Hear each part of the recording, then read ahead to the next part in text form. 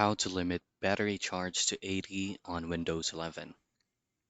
Now in this video, I'll show you a guide for you to be able to set your battery limit into 80 from Windows 11. Now it will be also working on Windows 10, so either ways.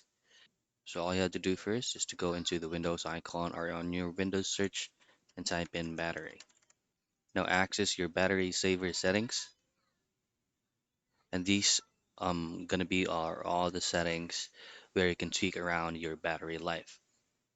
For you to set the limit into 80, you'll have to turn on battery saver if it's either going to be at 20%, 30, 40, 50, or you've got to turn it on always. You can also try to tweak around the power and sleep to set it up for 15 minutes or any time you prefer. So that's the easiest way method for you to be able to set your battery limit into 80 from Windows 11.